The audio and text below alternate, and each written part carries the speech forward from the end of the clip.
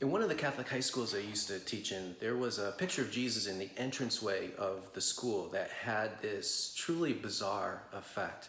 No matter where you stood, when you looked at that picture, the eyes of Jesus would look straight at you as if he was looking deep into your soul. So when you came into school in the morning and walked by the picture, it was as if he was watching you no matter where you went. A number of the students I taught hated that picture, terrified them. It reminded them every day when they came to school that no matter where they went or what they did, he was always watching.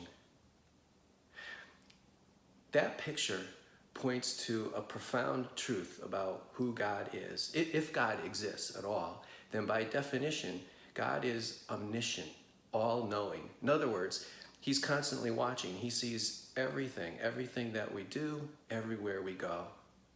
For many people, maybe most people, that is a huge turnoff. It makes God out to be some kind of moral policeman, a cosmic party pooper who is just waiting for the moment we step out of line to pounce and punish us.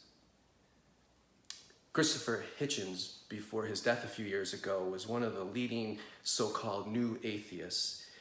In an interview he did, somebody posed the question, have you ever imagined what it would be like if God actually existed? Of course, he didn't believe God existed as an atheist, but they asked him to respond to the idea of whether, if God existed, what that would be like. And here's what he said. I think it would be rather awful if it was true.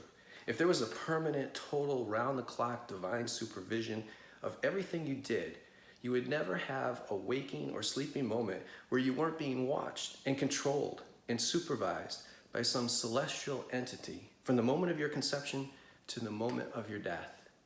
It would be like living in North Korea.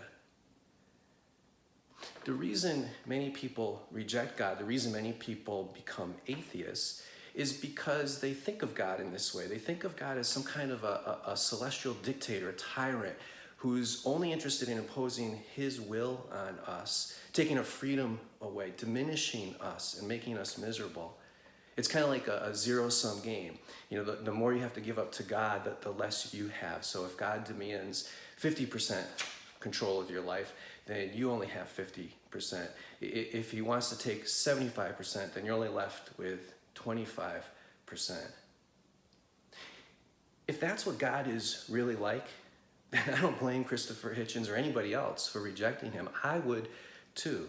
Who would want a God like that to be true? It would be like living in North Korea.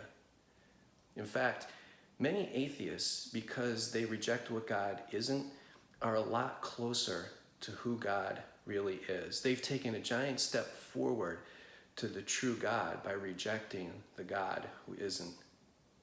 And the God of Jesus Christ isn't anything like this. If many people reject God, belief in God, because they think that somehow putting their faith in God is going to diminish them, God is going to demand too much, take away their freedom, make their life miserable, the God of Jesus Christ is nothing like that. Years ago, when I met my wife and fell in love, a funny thing happened. I wanted to spend every moment with her. So I gladly gave up all my freedom and independence and autonomy to be with her. It was my joy. It didn't diminish me. It actually made me more alive, happier, even freer. I freely chose to be with her, but I also experienced a freedom in that love that I never had before when I was on my own and could do anything I want. That's the power of relationships. When we give ourselves to somebody we love, we actually are fuller, freer, more joyful, happy human beings. We are what we are created to be. With Jesus, the most essential thing about who God is that he is love. That's the essence of who God is. His being is love. That's what makes Christianity unique. Unlike any other religion or worldview, Christianity says that God actually is love. And this is what causes God, drives God to give himself completely to us, to become a human being, and then to die on the cross for us. There is no greater love than that. And this is what causes him to ask us, to invite us to surrender everything to him, because he knows, like any loving relationship, only this one is perfect and infinite, but like any loving relationship, when we give ourselves to him, instead of diminishing us, he gives us the fullness of life. He makes our joy complete. He gives us the greatest love possible. So I beg you, before you decide to reject Jesus Christ, faith in him, fully examine the evidence, because he is the one who promises the greatest love of all. And if it turns out he's true, he's the God that we most want to be true.